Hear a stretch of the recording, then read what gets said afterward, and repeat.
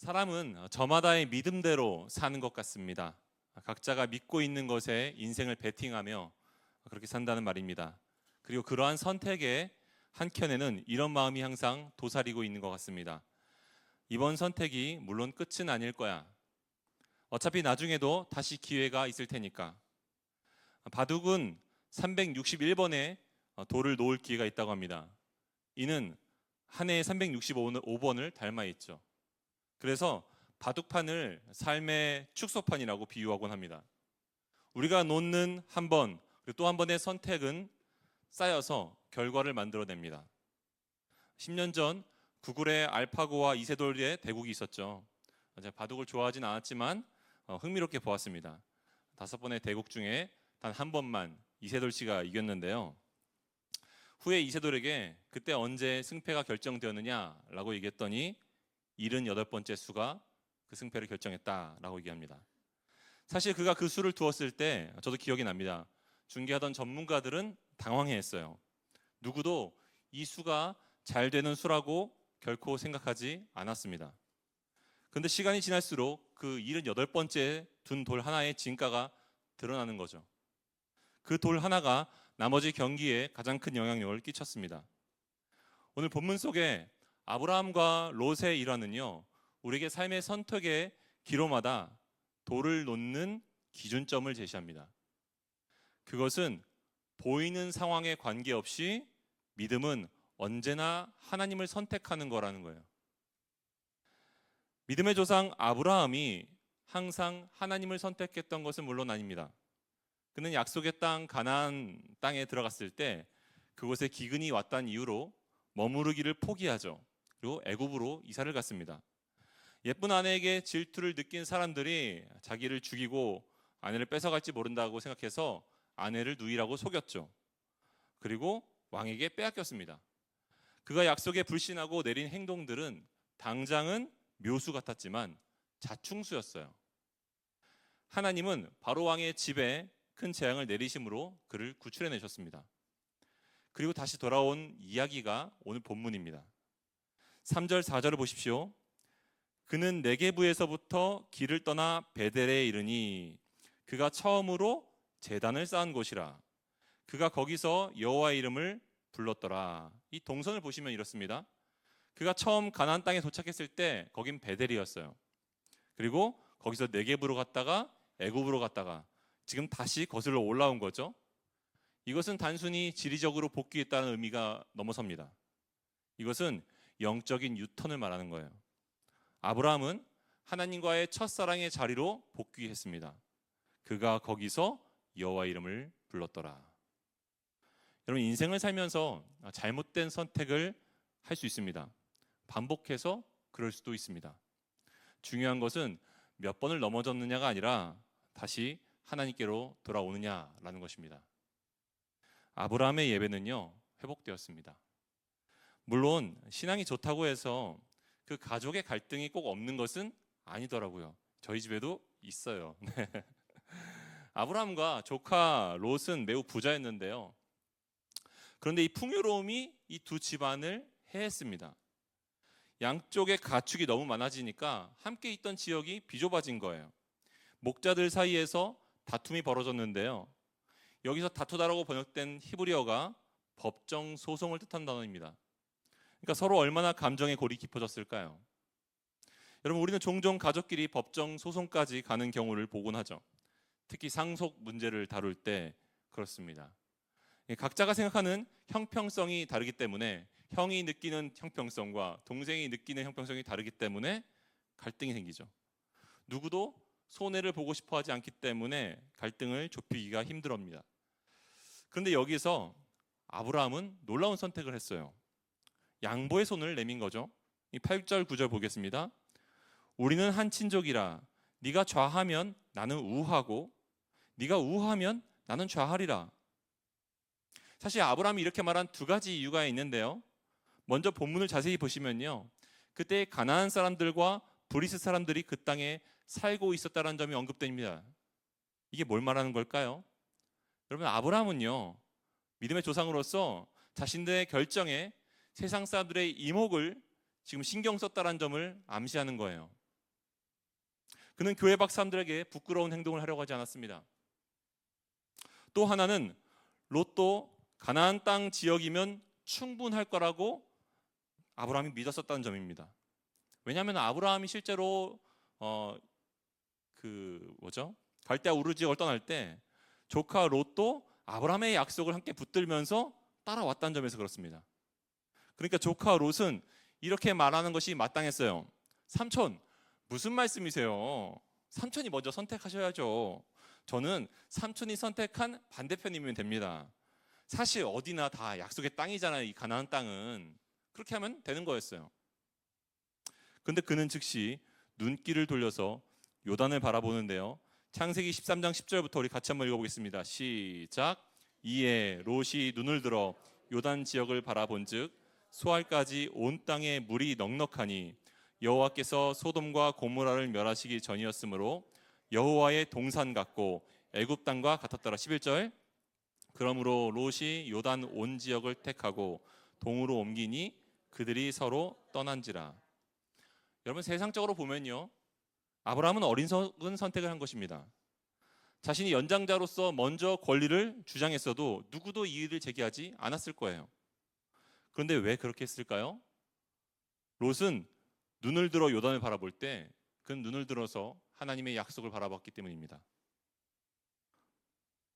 흥미로운 점은 롯과 아브라함의 관계가 이 가족들을 소개할 때마다 점점 그 위치가 바뀌고 있다는 점입니다.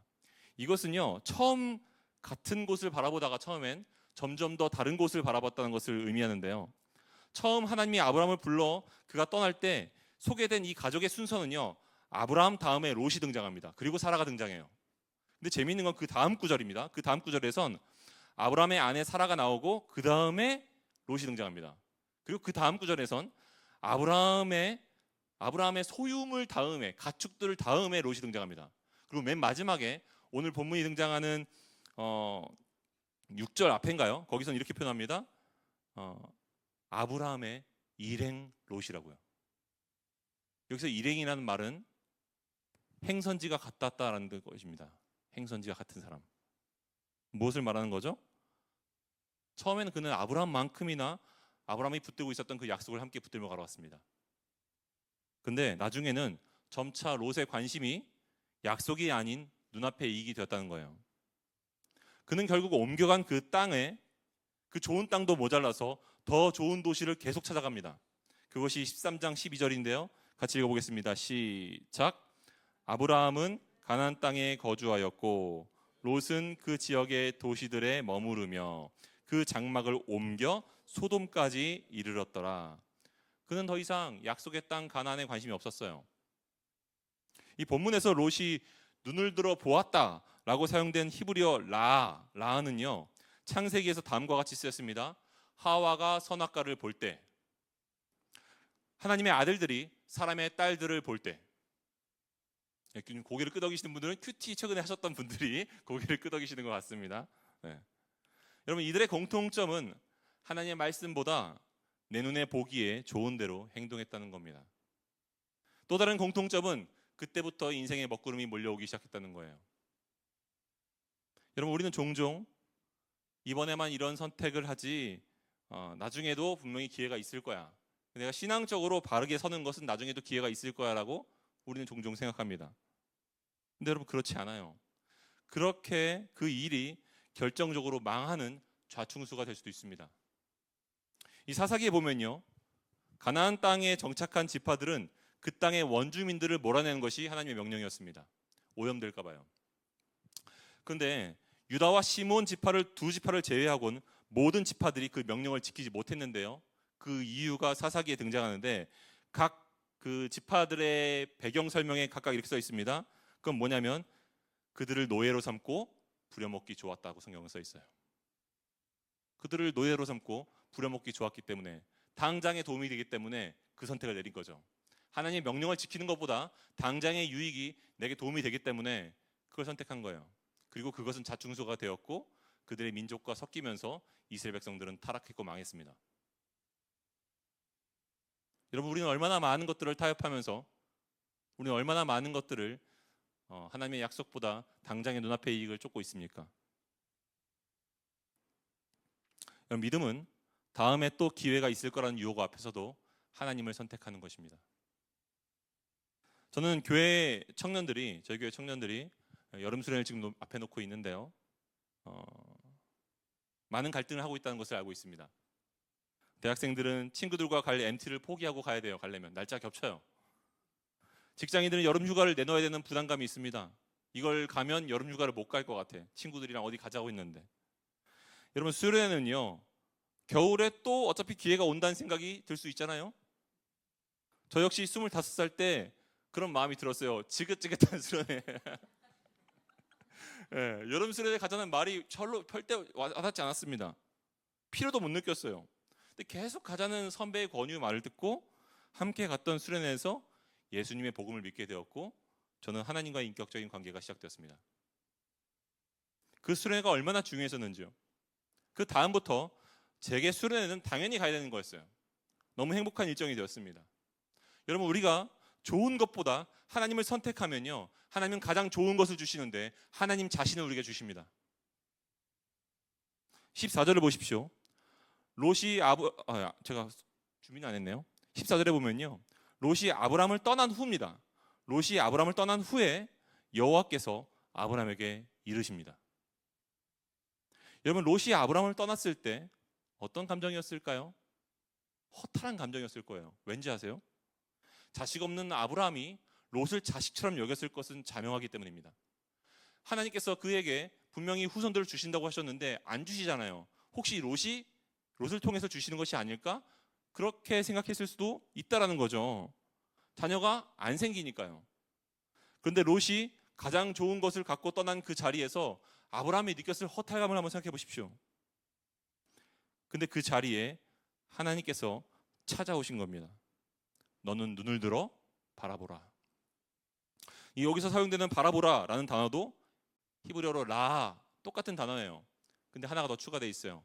그것은 히브리어로 나라고 되어 있는데 이것은 나라. 그래서 뭐냐면 please가 붙어요. please. 제발 바라보라. 제발 부디 바라보라. 우울해하지 말고 낙심하지 말고 나를 보라. 내가 앞으로 너를 위해서 할 일을 보라. 너에게 내가 한 약속을 보라. 제발 봐라. 아브라함을 위로하신 거예요.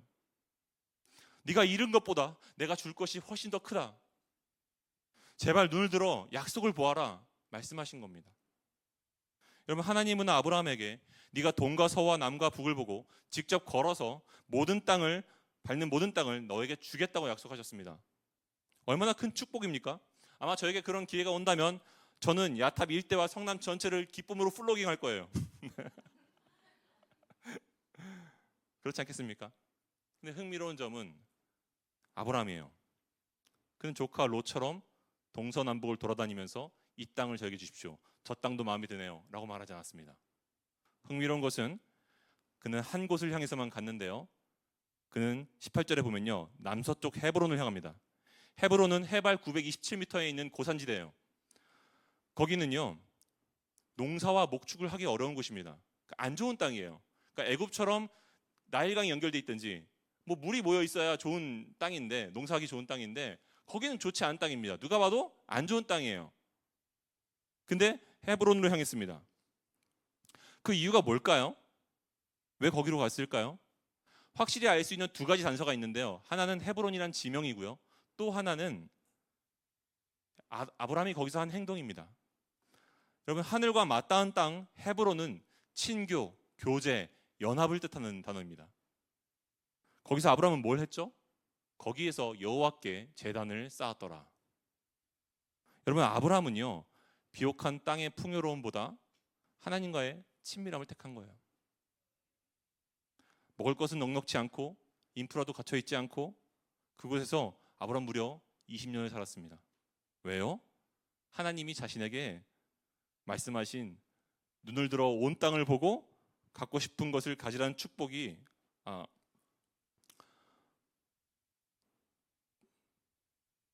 조카 롯에게 한 말과 다르지 않다는 것을 느꼈기 때문이에요. 내가 롯에게 했던 말이 하나님이 나에게 하신 말처럼 느껴졌어요. 여러분, 한번 생각해 보십시오. 조카 롯은요, 하나님의 약속의 땅 가나안보다 눈에 보이는 좋은 땅을 택했습니다.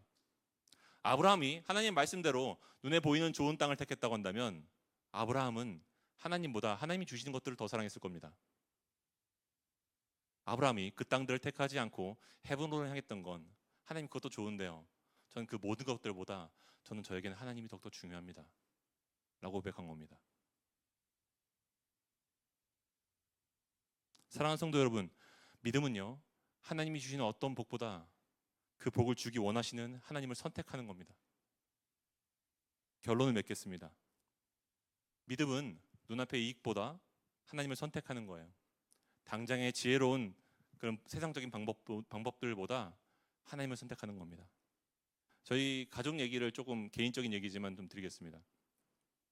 제가 초등학교 시절로 기억합니다. 기억나는 것은 할머니의 장례식장이었어요. 거기서 드러난 사실인데 큰 아버지께서 어려우셨나 봐요. 할머니의 상속을 큰 아버지께서 꿀꺽하셨습니다. 가족들이 난리가 났어요. 저희 아버지께서는 이제 형을 찾아가서 형에게 얘기했습니다. 형, 그 부분에 대해서 우리가 의논했다면 형제들이 충분히 이해할 수 있었을 텐데 왜 그렇게 결정했어? 아버지가 얘기했어요. 근데 거기서 큰아버지는 도리어 역정을 내시고 화를 내셨습니다. 적반하장이라고 하잖아요. 근데 그때 저희 아버지께서 돌아오셔서 저희 가족들한테 했던 얘기가 기억이 납니다.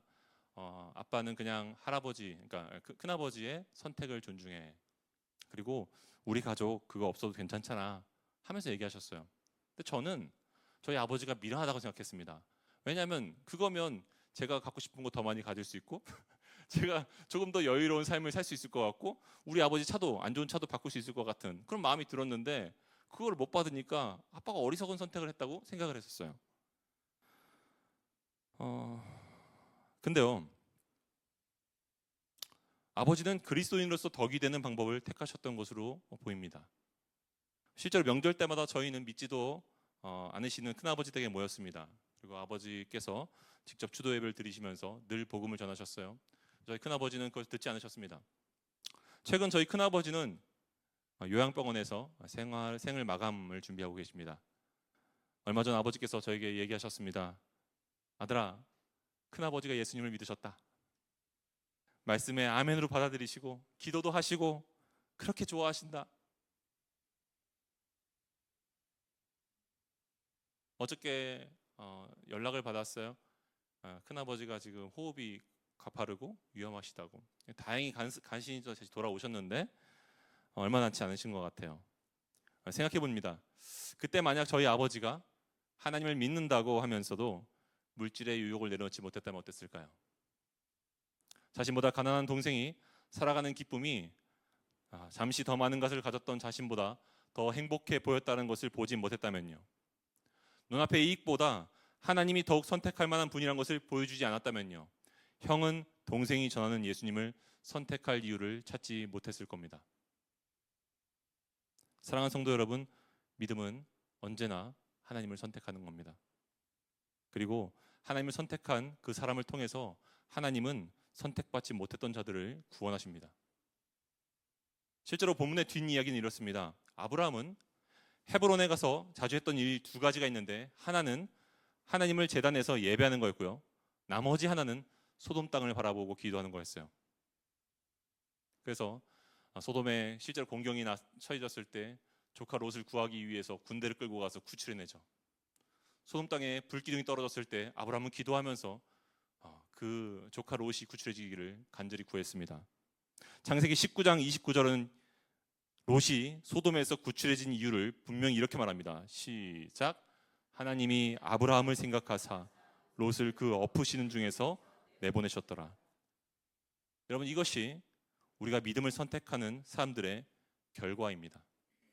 하나님은 하나님을 선택해온 사람들을 생각하십니다. 하나님이 아브라함을 생각하사. 그래서 우리가 품고 기도하고 있는 사람도 반드시 건져내십니다.